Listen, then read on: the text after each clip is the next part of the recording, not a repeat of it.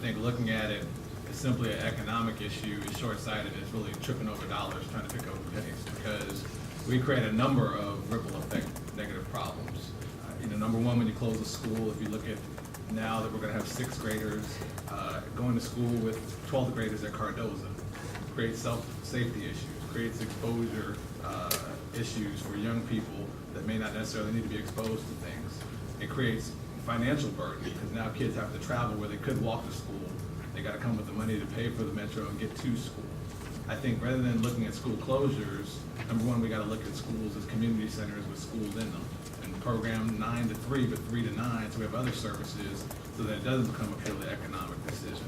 And I think we've got to get away from the schools versus the charters, and we need to look at co-locating more charters in the public schools to deal with the enrollment, and let the charters that are high performing help the public schools that are underperforming. Thank you, Mr. Red.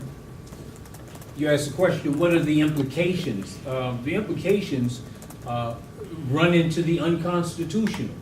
The process that we put in place to close these schools is disrespectful to the people. And that's part of the outcry that you hear.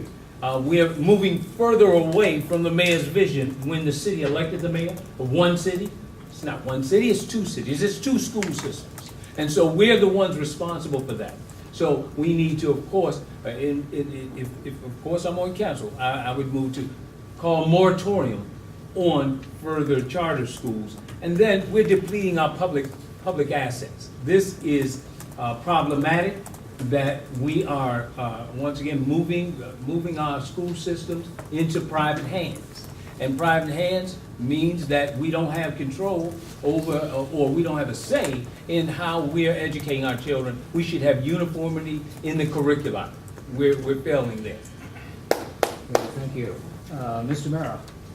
So everyone's talking about cost. There's costs. Apparently there were savings of $8 million. But when you initially looked at the capacity to enrollment ratios of these schools, and when you also looked at test scores, not only looking at test scores, the schools with very poor capacity to enrollment ratios corresponded very greatly to the quality of the test scores.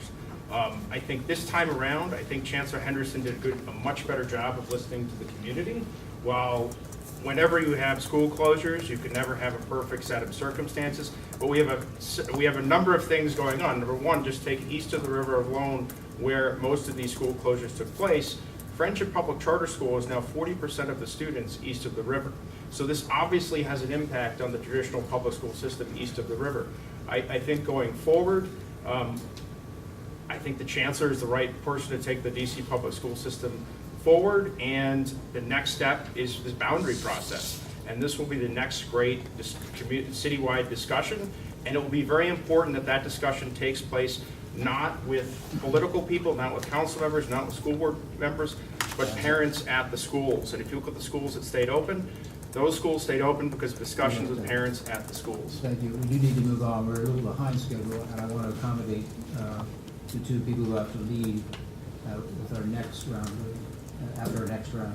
Mr. Furman? The implications are very large, actually. There are two different kinds of experiences that are happening in the city. In parts of the city, the local schools are filled to overflowing, and you're seeing this talk about boundary changes.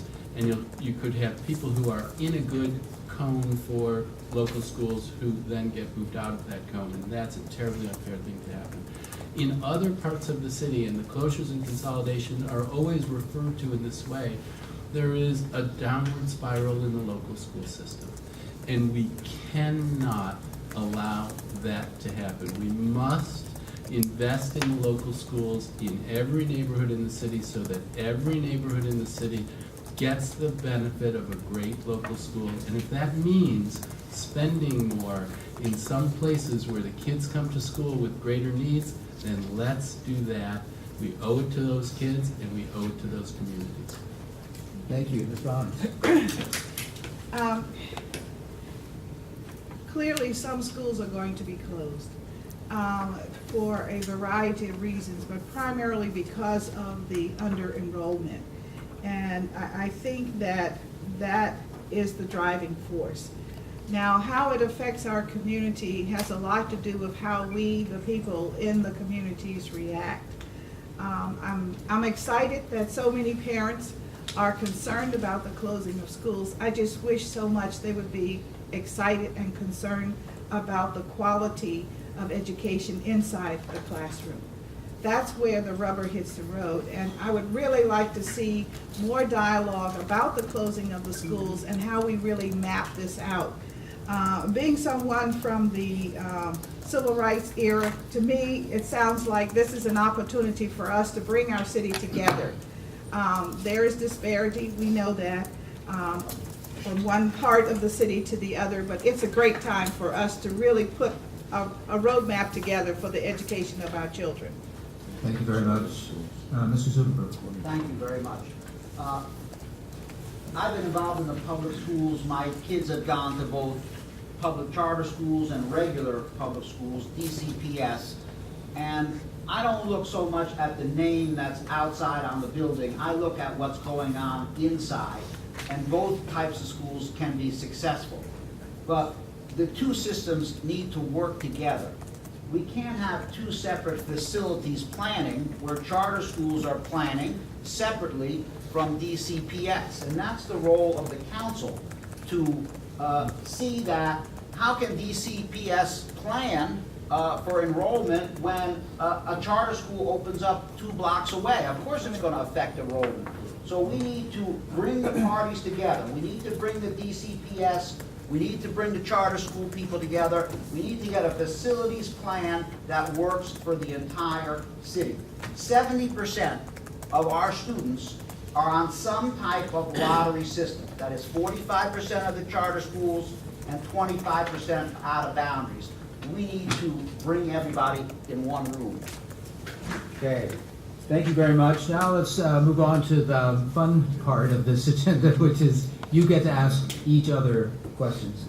Now, the way I've done this basically is I simply listed all of your names, and then I made little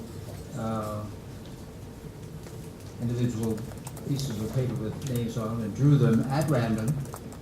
And so what I'm going to do is ask each of you to formulate a question within 30 seconds, and then the other candidate will answer that question. And we'll begin, we'll go back to Alpha just for ease of tracking it.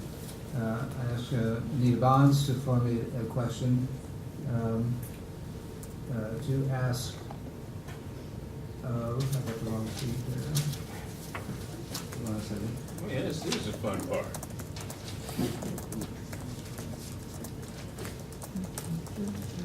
You want me to choose, Gary? Okay, I've got it now. The first question will be from Anita and addressed to John Settles. Okay, all right. Mr. Settles, could you tell us a little more about your illustrious career in the District of Columbia and how that translates to being a superb member of the council? And you have 1 minute to answer. All right. Well, I hope I can talk about my illustrious career also outside of the district. But obviously, inside of the district, right out of Howard University, I worked at HUD, worked on all sides of housing there. I opened Wells Fargo's first mortgage office in Washington, D.C. Up until Friday when I resigned to focus on this, managed their downtown D.C. office. I've done development across the city and almost every ward in the city. So I have spent over a dozen years working in neighborhoods in the city, bringing about affordable housing development, bringing community economic development. So I've got to interact with a lot of citizens from all income levels. I've gotten to understand neighborhood level issues and also some of the good gems of neighborhood that in this city exist that a lot of people don't know about. I tell people all the time about Lily Ponds and a wonderful neighborhood. So I've gotten to work in all the different neighborhoods. I'm out of time. Okay, thank you very much. Next, I'll ask Mr. Fruman to formulate the question within 30 seconds. And the question should be directed at Mr. Merrill. So, Patrick, earlier in your career, one of the things that you were very active on was opposing the Family and Medical Leave Act, I believe. And can you explain why it is that you chose to oppose an initiative like that? When did I oppose the Family Medical Leave Act? I thought that that's part of what happened when you first ran against Carol Schwartz. It was sick and safe. I'm sorry, sick and safe. Oh, this thing. So Mr. Frew was bringing up my previous council race. In 2008, I ran, and the interesting thing is I started knocking on doors throughout the city, and this is actually what inspired me to run for DC State Board of Education, because I got to know a voter that nobody had ever really spoken to before. And this is, you may have heard of them, they're Republicans who live in DC. And I talked about education. And I realized that and this is before President Obama, because President Obama has really brought together it's really quite interesting. And I talked about this with Michelle Rhee on the Kojo Nambadi show when I was down in Tampa. But he has really brought both parties together on education. And so, in fact, while this is the narrative that was used against me, I primarily talked about education and differences between myself and my primary opponent on education.